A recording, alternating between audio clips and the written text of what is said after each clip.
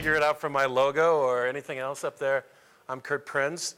The intent of this session is to give you a sense of what's out there, what to consider, and what you can do to just kind of get involved, get ingrained, and figure out what your next steps are. So, a few things.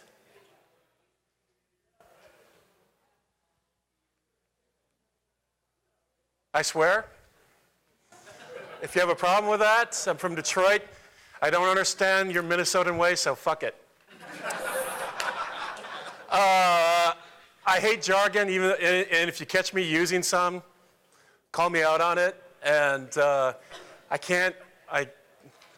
prefer coarse verbiage to the usual stuff because it makes me feel a little bit more whatever. And the purpose of this is to get real life examples instead of wasting your time talking about theory that only happens with a Accenture consultant. So let's get going.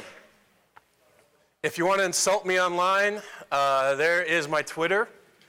Underneath that, obviously, is Minibar. So if you want to just test it out right now and see if it works, fantastic.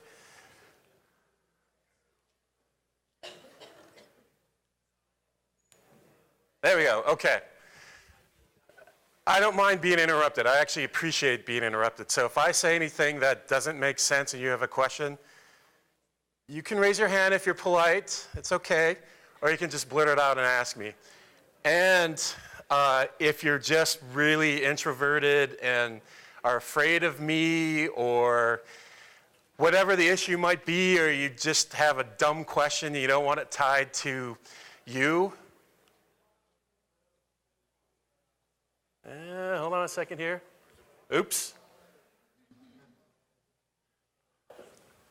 We'll jump back here. I made the mistake of loaning this thing to loaning my thing for a conference yesterday, and I might be dealing with a bad battery, so a little patience, please. But if you have a question, you're shy, you don't want to raise your voice, you feel like it's a stupid question, fortunately, we have two fine gentlemen here that created the tool just for you. All you need to do is text Q to 75309, my inclusion, not yours, and you'll get a link back where you can click on and just fill out your question information. And I'll bounce in every now and then trying to look for questions as they come up. I might ignore it. I might wait until later, but I'll do my best to answer it. All right, we're going to go. We'll forget this then. So, mobile phone, a sweet-ass one. I started my career at Ameritech Cellular as an intern, and these bad boys could get 3 hours of talk time. It was sweet. We're talking. What is it? First generation, and they weighed about 45 pounds. The reason why I use this graphic is that I hate when you go to a conference, you see a lot of great examples, and then you wait till the organizer send it to you a year later, or the speaker is just a cheap bastard and doesn't want to give up what he put together. Screw that. Text Romo. How many of you are, what is it? God, what is that the futurist cartoon that was a spin-off of The Simpsons? Okay, how many of you are Futurama fans? So you get the joke with Romo? Romo's supposedly a gay robot. Anyway, so I'm no Romo, and it's just hilarious. So I thought I'd use that, and obviously this is not really a geeky crowd, so fuck y'all. So if you want more information, or if you need a more incentive to do that, I'm giving away 2 ebooks on those who kind of just opt in. Mobile Influence is a fantastic book. No way in hell I'll read the O'Reilly one, but I heard from a lot of geeks that it's solid. So key in your names, and I'll randomly pick you out, and then we'll figure out how to get the. If you want a hard copy of it, I'll just give you a credit so you can buy the hard copy on your own, you dinosaur. Anyway, yeah, pull punches. And you're an attorney, and you go, whoa, that's scary. All right, so we have the world of mobile. Fantastic. How many of you have smartphones? How many of you how many of you still think BlackBerry is a smartphone? Yeah, I saw a hand go up and kind of shot down. It's like, whoa, he was joking. Oh, what? Fortunate thing for most of us, and we think that the world of mobile is just apps, and that could be further from the truth. How many of you code for apps? More of you than this. How many of you are involved in app development, but you can't code to save your ass? There we go. Okay, now we got a good balanced audience here. Okay. My pushback here is that business is focused just in this tiny little square. But in reality, the true opportunity is beyond the mobile phone. Not what exactly goes on the mobile phone, but what connects to it, what is sourced to it, all the other stuff that goes beyond it. That is where the opportunity is, and that's primarily the focus of showing you and proving you why that's the case. So the agenda today. We're going to talk about us. I think we talked about us with just that little quiet moment of who codes and who doesn't. So I got enough sense of that. We'll throw in some mobile factoids. We'll talk about the 4 factors to consider on why I'm right about the external mobile phone, stuff external to the mobile phone, where you can begin, and Q&As. And so let's go. About me, again, I was an intern at Ameritech Cellular when they had those badass 30-pound phones. Back in '93, working for a telecom was enough to say I don't want to work for a telecom, and I went into the tech industry in another different way. In the exciting world of embedded computing, trying to explain what you do to your parents, and they just start turning their heads. My first smartphone was in 2004, and yes, it was a BlackBerry. Now we call BlackBerries what? Semi-smart, special phones, whatever you want to call them. What's that? Oh, even worse. And then I took a pivot out of the tech world and still kept a half foot. And I raised something like $15,000 using the Text to Give campaign. I thought, hey, if the Red Cross can raise $18 million for, Katrina flattening a city, I can try to do some of that. And that opened me up to all the possibilities of what's going on, and it kind of lead me into what I was doing. And since then, but I only lasted a year running this nonprofit. I realized I was not gentle enough to deal with board members and so on. So great experience, but not for me. So talked a little bit about you. Anyone want to share anything before we move on? Anything embarrassing? Yeah, go ahead. I still have mine sitting in the closet. My grandma has one of those too. It's like, Grandma, it probably doesn't work.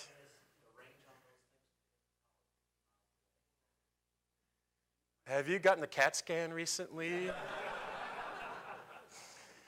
Sir, there's this big cyst in the side of your head. Anyway. So, I want to give you a sense of where mobile is today, and we'll go through some factoids here just to kind of stump you.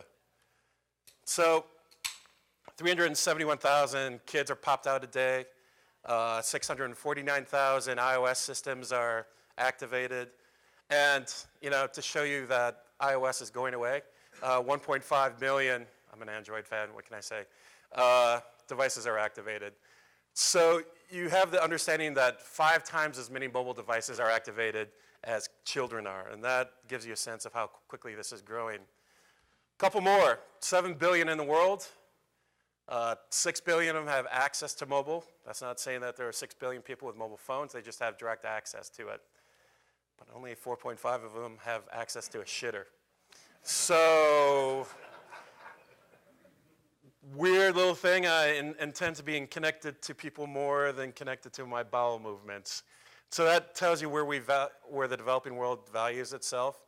And I'll talk a little bit about that later because that's where the innovations are coming from. Personal experience, I was just in Guatemala a couple of weeks ago, and a guy carrying a bundle of wood was stopped on the side of the road. Third world country. Perfect, yeah. So, US, about 175 million smartphone users, 107 of us have tablets. Some of us have all tablets. We got an issue with that, but and so that gives us just about 280 million devices, connected devices, or mobile devices that can connect to other fun stuff. So Numbers shocking to people? Raise your hand if you're kind of shocked by these numbers. Really? All right, well, come on, raise them up. Don't be shy here. All right. Or is this more shocking to you? Yeah, see? It's like, look, she's like grabbing her neck back there. She's like, oh my God, that happened to me Tuesday, you know? And we have such a relationship with mobile phones that it's like, data's exciting, but oh shit, I just broke my screen. So that tells you how tight our relationships are with mobile phones, and that's a primer for why we're at the cusp of this growth with connected devices. So here's some 4 factors on why that's happening. 1, there's sensor overloads on these things. You know, that sweet phone that I showed up, the only thing it could do is make noise and deliver noise. And it only could do it for 3 hours, you know, 2.5 if you had a good charge on it. But your average smartphone is just chock full of tools, chock full of sensors. And I even now hear that the Samsung S5, which I will never get because Samsung makes great hardware, but they make shitty software, and I don't want to deal with that bloatware. Anyway, we'll have biometrics. So you have it in your pocket, and it tells you that you should be eating more fiber. I don't know to what extent it's going to go, but it gives you a sense that we are trying to look at ways of chucking more and more toys on these things.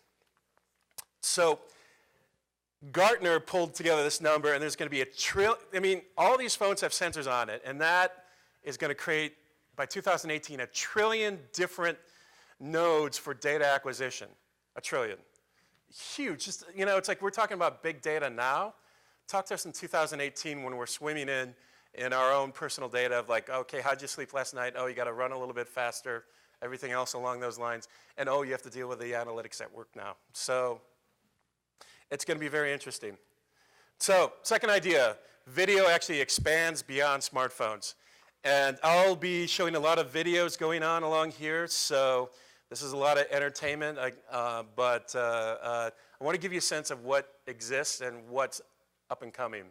So, how many of you shop at Ikea and don't want to admit it? Okay, there are a couple of closet Ikea fans in here. So we think a connected device has to be wires and gears and electrical things and batteries and bullshit. Ikea proves us wrong with this little toy. Can you hear that?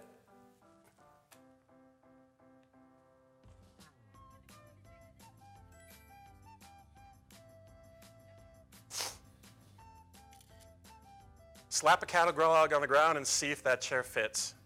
You know, see if the table is in that place. There's plenty of seats up here.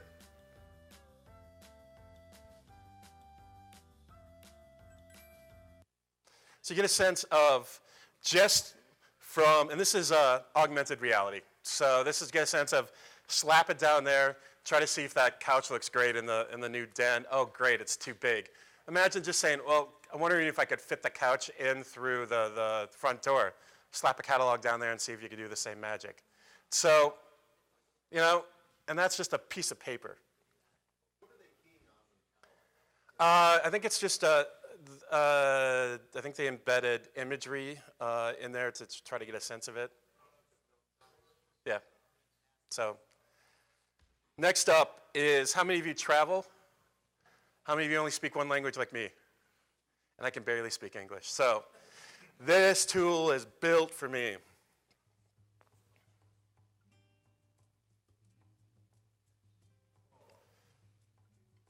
It's not connected to the internet, it's doing this in real time.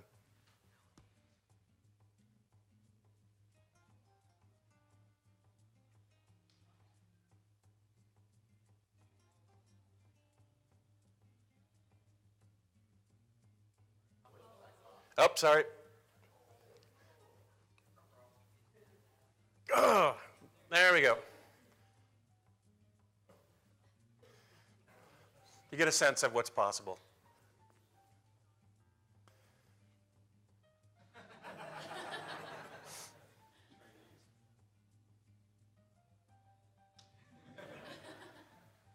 So they can have fun with it.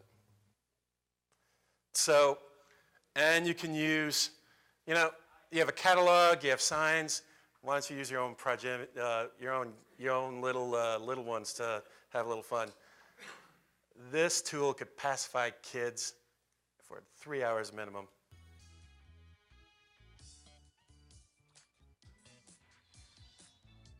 Scans in the face, turns a kid's face into a game piece.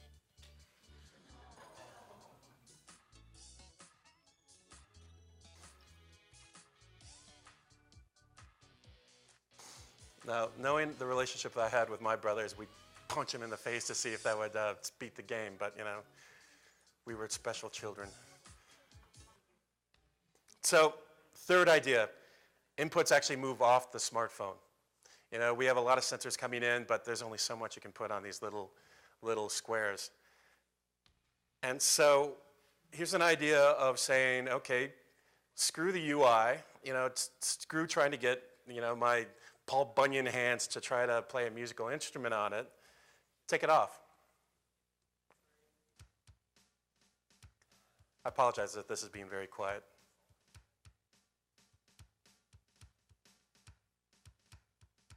So the audio feedback is understanding that this could either be a snare drum, it could be a cowbell, it could be anything that you want. And he adjusted accordingly. So, and magic can happen on boats. This app was created in one night and with 2.5 bottles of wine.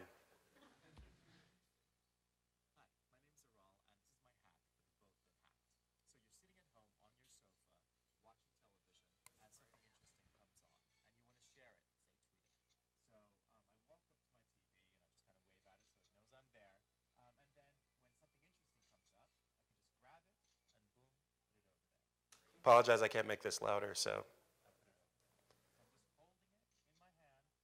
I don't understand the technology. That's like AV equipment. I mean, how many of you are AV geeks in here? You want to give it a crack? Yeah, all right. I don't want to do it. I'm kind of embarrassed. All right. And then, how many of you have heard of coin?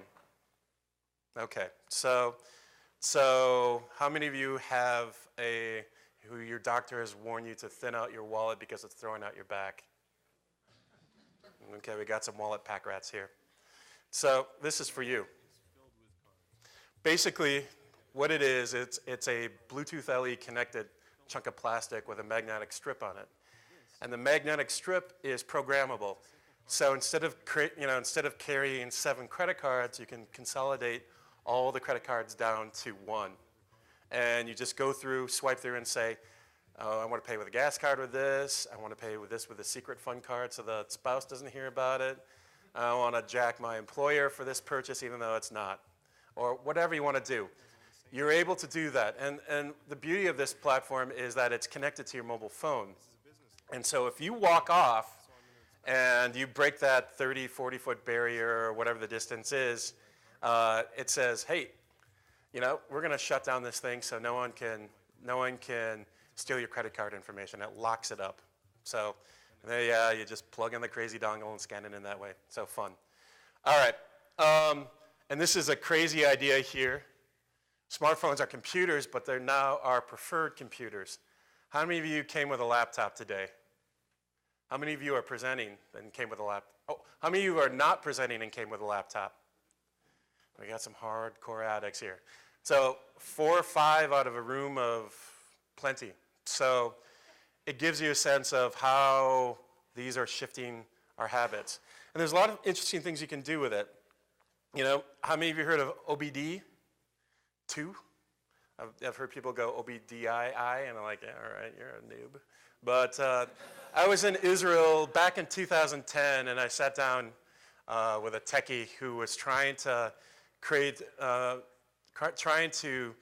find a way to get this technology into the hands of mechanics because getting the equipment was just expensive as hell. And in that time frame, it leaped into becoming a consumer-focused product. So you can get platforms. You can get platforms that do your own HUD. So, and this is programmable too. So if you want to know air pressure and your system tells you that, or if you want to know I want to know the voltage meter when I go, 200 miles an hour. You can set it up, So this is just a simple application. If you got a lead foot like me, here's a crowdsourced way to speed your ass off. So you're driving around, you see a trap. You say, trap on the corner of Lake and Hennepin, and boom, everyone who's connected to that says, all right, don't speed at this corner. Crowdsourced speeding is basically what it is, and it's brilliant. So I don't know exactly how well this is being done, but I know the cops can't block it. So it makes our homes more manageable. So we all heard of smart things, and there's a few people in smart things here. It's an old story. We'll let them talk their own. The beauty of it is a smart sprinkler.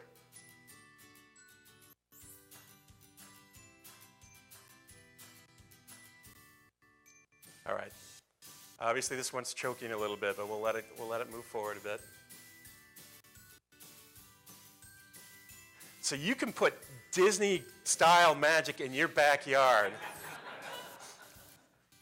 How many of you would just say, waste? It's like, I'm not going to rake. I'm going to program these sprinklers to do some badass things.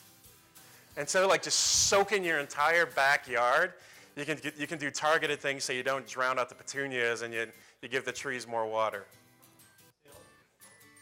What's that? True. So it's fully articulated, which means it can speak very well, I guess, if I can find out. So, but and I like how they start up. Americans waste $270 a year on water. Well, this thing starts at about $300, so there goes your savings. But it gives you a sense of an early release product and where this stuff can head to. If you're like me, I get tired of always wanting to know stuff. It gets pretty frustrating. That's where Amazon Dash saves the day. So here's a special little wand that you can bring into your house, and you say, we're out of ass paper. Oh, we need motor oil. Oh, we need kitty litter. Oh, we need a little bit more of this stuff. And without taking out your smartphone, you can scan it. You can not give it to your children because you'll have a lot of candy orders on there. Mom, look, gummy bears. It's like, what? We don't need 15 pounds. But it disconnects, and then it connects to your laptop or phone via Wi-Fi, and you approve all the orders, and boom, within a matter of time, in the areas where Amazon sends groceries, it can do it. So you basically customize everything without even having to go into the shop. This is what's coming.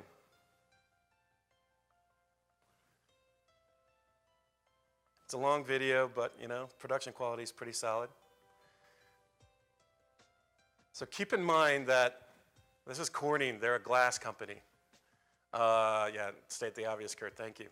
But all of these bits of equipment are connected to the phone that might be in that room, might be in that front pocket. And so as you're moving around the house, it says, all right, I'm going to put on the music because she's shaving now. I'm going to go into the kitchen and, someone got the joke, hey. So, and shift as I'm going through the entire system to get a sense and to carry my technology with me using glass so I don't have to deal with 2 square inches of Gorilla Glass on there.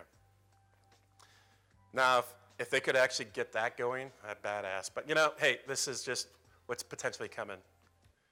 So it allows us to have some fun. Here is Romo. It's a little sweet little robot that works for the iPhone. And the beauty of it, besides us being just too damn cute, is that you can actually have children start at the early learning process for how to program robotics. I mean, they're not gonna, it's gonna be limited to stuff that's like, go in the bedroom and scare the crap out of your parents, with a video feed going, but having that ability to go around and capture the interest and have children take that next step into technology. So, brilliant. It's about $200, $250. And you have to be one of those iOS users to use it, unfortunately. So, yeah, there goes 60% of their market share. Anyway, next up is, we've seen these drones. So if you want to be your personal perv, and you got an extra battery on there, and you want to zoom in on what's going on in your neighbor's backyard, you're there. But don't spend more than 20 minutes doing it, otherwise they're going to wonder why this drone dropped into the back of their hot tub. So that's cool. We've seen these. It's pretty impressive. But then people get more exciting. It's called Project Cupid. A little bit more intensive of a drone, and you'll see why.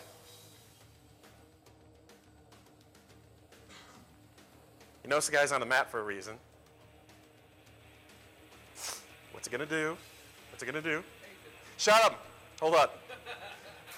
Boom! It's gonna zap him with 80,000 volts.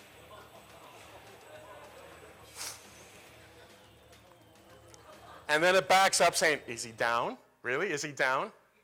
So I love the name of this, Project Cupid. So it sounds so gentle. And the acronym is pretty impressive. I don't remember what it is, but imagine just taking care of the neighborhood's dog this way, or seeing commercial uses for this. So walking crowd control for the next time, next rare moment where the University of Minnesota actually beats another team. So anyway. And here is a little bit of old school technology. Unfortunately, we can't hear it, but it's an old school gramophone that is connected to your smartphone via Bluetooth LE. And the sound, I've seen one of these in real life, and the sound quality out of it is just beautiful. And the battery life is pretty solid, and it's just a beautiful piece of equipment.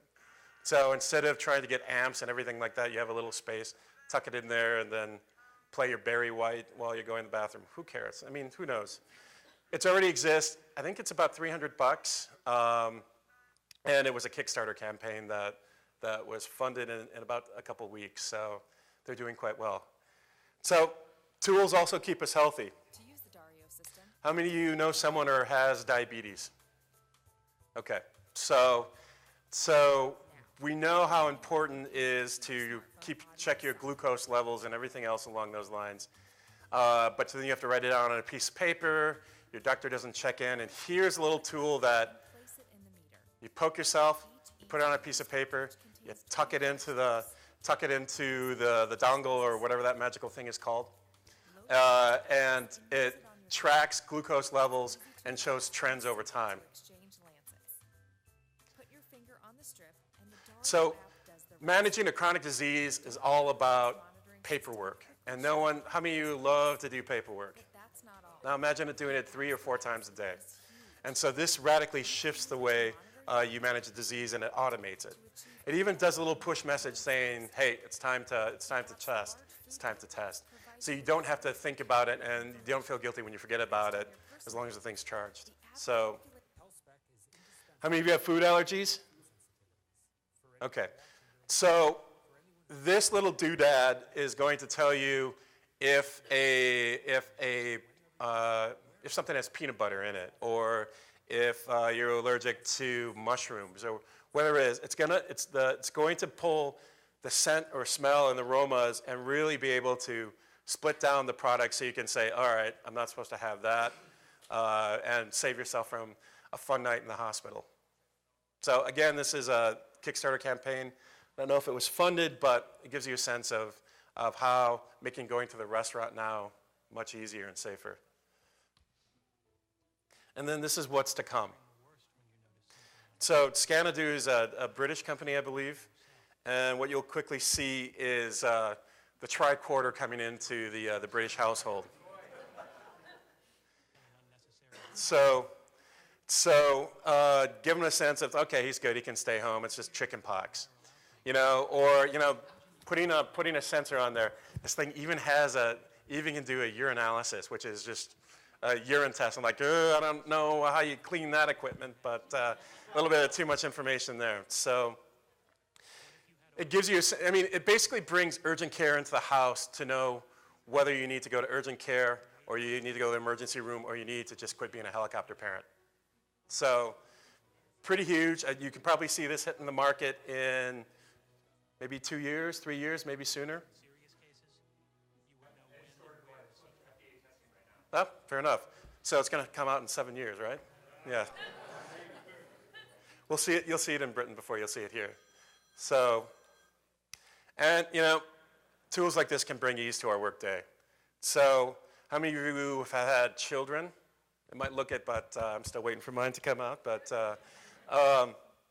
ultrasound machines are huge beasts. Here's a company that I haven't had the video. There we go. That has brought the ultrasound system down to something about the size of this. And so instead of expecting people to come to your office to get a checkup, you can go out. Now imagine if you're a large animal vet and you don't have to spend 10 or 20,000 for a remote unit. You can just get this and not worry about having to break it. So that's great. But imagine the impact of this kind of diagnostic in the developing world. So, this stuff is fine and dandy and everything, but the real market potential is outside of developed countries. So, if you're an avid sailor or you're testing scientific wind levels, here's a company out of Denmark that created a wind meter. This is a company that, yeah, you can figure out what that is. It was in their video. I mean, it's like I can only pick out some things. So here is basically a microscope that connects onto a smartphone, so you don't have to take this beast of a microscope into the field. So if you're checking to see pond scum levels out in Kentucky, you don't have to, you can take everything with you and get the data you need. So what this should tell you is that the world of science is going to get all crazy over these types of equipment. This is pretty badass. It is a ball that has videos in it. So let's say some shit hits the fan at your local school and they want to get a situation analysis. Instead of sitting in one of these $30,000 robots that goes at like a half mile an hour to try to creep through the area, you just say, shit, throw it through a broken window and see what the situation is. And you get a 360-degree view of photos as it's going down. You can also incorporate other sensors. So imagine when the crap happened with Fukushima, being able to not only get a video feed, but test radiology as it's going down deeper into it. So, and I think each one of these goes for about $900 to $1,100. So as things go and as durability goes, it's pretty cheap. Given the information and access and situation it goes in. Yes? There's a lot of data being collected now. A lot of data. Where is it? How are you managing it? What's the future? Well, I mean, we're already collecting data. But what these are showing is we're now making data collection far cheaper. We're making it far safer. We're making data collection possible, in some situations. So I have a ton of other examples on there. We only had about 50 minutes to talk. If you text Romo again, I think I've put something close to 50 of them on there. So I've expanded it to give you a better sense of what it is. Yeah, question?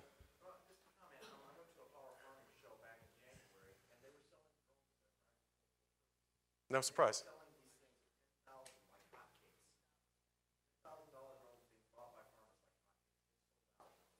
Yeah. Well, now, so a $10,000 piece of equipment. Now imagine you take that ball idea, you put a robot inside of it, and you program it so it goes up and down the field and doesn't get stuck. You'd probably just cut that to a quarter of what they spend for it. So I mean, 10 grand and it's only their first iteration, and farming fields are going to become the next problem with big data,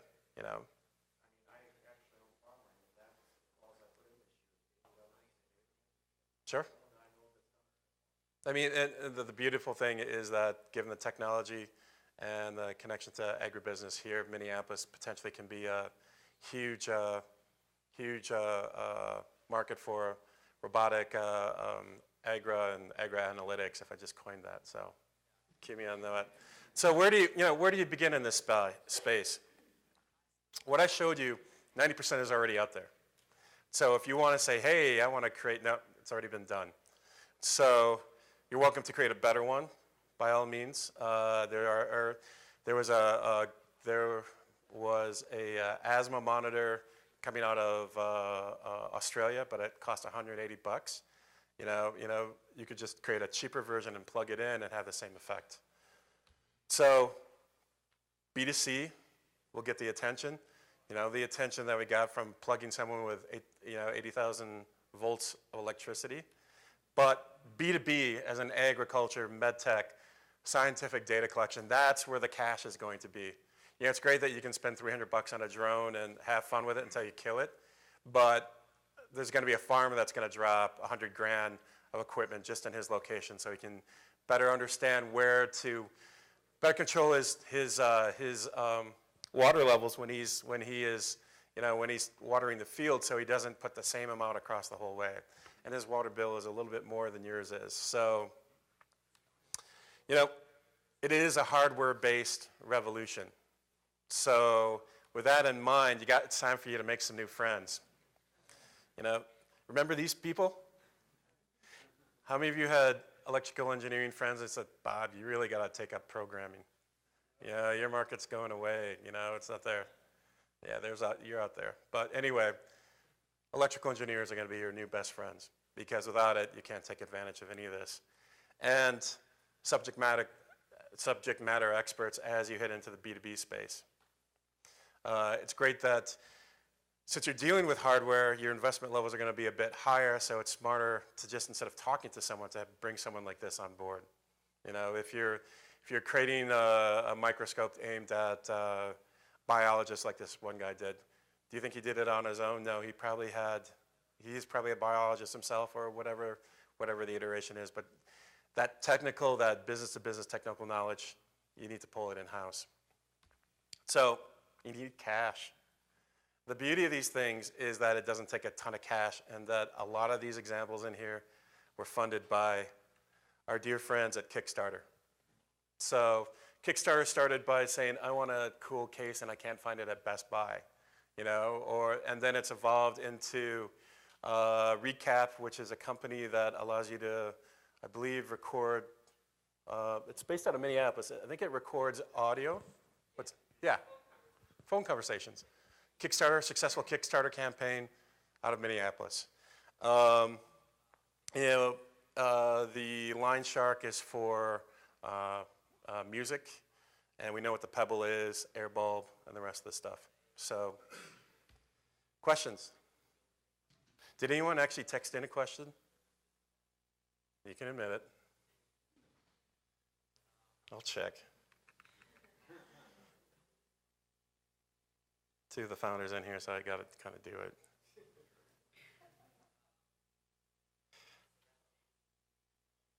Is this last year's deck? All right, who's the smart ass out here? I actually did this in 2013, and every time I do it, I reiterate. So there's kernels of it in last year, if you mean November of 2013, so fuck you.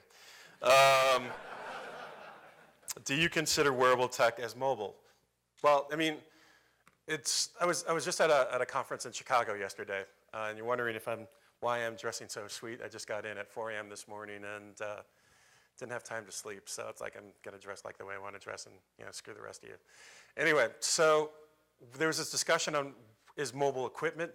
Mobile is a habit, and it's gotten to the stage where mobile is it's not something you put on your wrist. It's not something you throw into your pocket. It's the way you do things. It's not dropping 10 grand on a robot. It's getting access to information in there, and then the equipment to do it is just kind of secondary. So it's a new way of communicating as opposed to, oh, look, Snapchat. These efforts are driven by our own needs as opposed to the equipment that it took to create it. Yeah. So, questions? Yeah.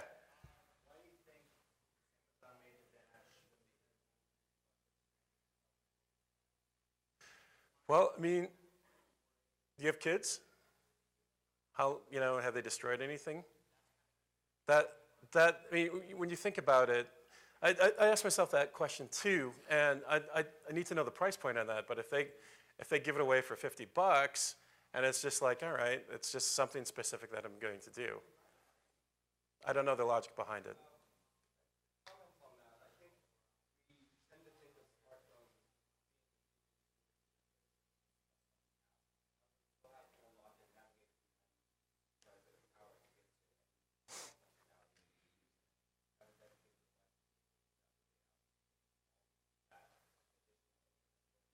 Yeah, why take 5 minutes to line up, figure out how to use the app when you can just pull this thing out and go beep? Yeah, unless you're really hardcore. So some of us will. Yes? I think we also always have to remember that we're dealing with many demographics. So a product like that might, for instance, appeal to my demographic more than your demographic. Gender. So some of these things I used to work with looking at these because so far there's very little that they can use to stay independent. We don't make computers for them. We don't make My grandma's 87. She lives in the country. We tried to give her one of these smartphones. She's like, where are the buttons? I'm like, all right. that one could make the difference between somebody having to go into assisted living and staying at home. Yep. And that would be huge. It'd free up my father and his siblings for her to deliver groceries. Unfortunately, Amazon's not in South Holland, Michigan. So, yeah. Devices like this. Mm-hmm. Yes. It's a captured market also. It's kind of like printer cartridges. Printers are really cheap, but the cartridges are really expensive. So if you use Amazon's tool, you don't pay them for everything. Sure. Yeah. Yes. Can you talk about security a little? I've heard that devices can sometimes be vulnerable to.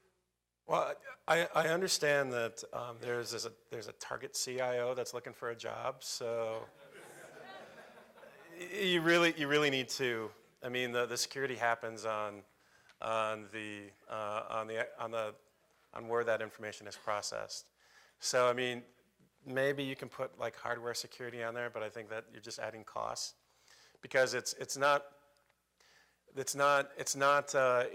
what acquires the data.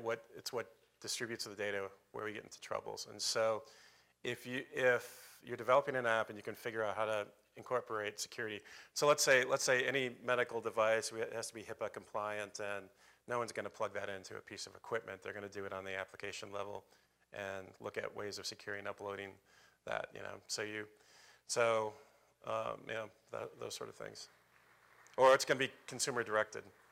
So and then you don't have to worry about that stuff. Any other questions? Yes.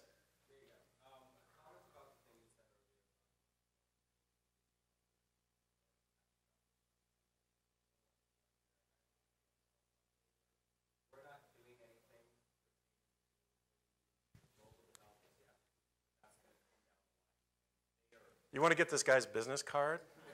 No, I'm serious, and because you're already set up to do that, and let's be honest, it's like engineering resources are hard to come by alone, and trying to pry an electrical engineer from a corporate gig, please. And the thing is, in this case, the mobile development,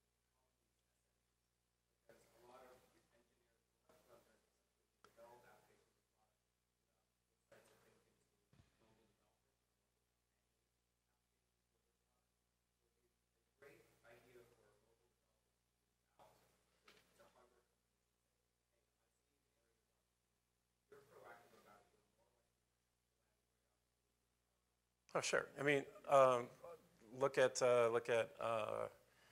just take any major medical device. Well, I don't think they'll get to the level of a portable CAT scan. That'd be kind of scary. But I mean, even someone doing a more commercially viable version of taking a urinalysis test, so for doctors who go out in the field, or yeah, definitely. So, and believe me, there's tons of examples. I mean, every time I do this, I have to weed away 50 examples like I think that was done before. But one that comes to mind is there's a lot of blindness in the developing world, and it could be handled with medication, but they needed a way to figure out whether it was treatable blindness or, tough luck. And so a company actually 3D, through a 3D printer actually creates lenses and provides the software for free so that doctors can go out the field, they can do a retinal scan to see if there's nerve damage, and they can send it to someone who can analyze it a continent away. So all you need to do is provide some smartphones, a little software, and a 3D printer, and you can change a corner of a country. So, questions? Quiet audience, okay. Oh, forgot about this. How many of you are worried about your battery levels right now? One of the beautiful things about speaking is that there's like a strip right here. So here is something that Best Buy probably won't want you to bring inside, but I think it's just a hilarious idea of charging. Oops, sorry about that. You put it over a heat source. So it's like this little mini power plant, that boils water and turns that into a way to charge your phone. So if you're out in the boundary waters, even though you can't get a cell signal, and you need to recharge your phone just in case, sweet. So, if you want to buy one and bring it in here and light a fire in a workroom, probably not recommended, but this gives you a sense of, I need to charge it. Some geek went out camping, he's like, I can do that. So I don't know how long the life on this is. Probably only works after a few times, and then you just melt the shit out of the thing. But you put a flame under this little. I got this thing that distributes the heat. So pretty badass, eh? All right, thank you. If you want to get other examples, again, text Romo 75309, and you'll invited. I do a weekly update on bizarre stuff like this via text. So thank you for your time.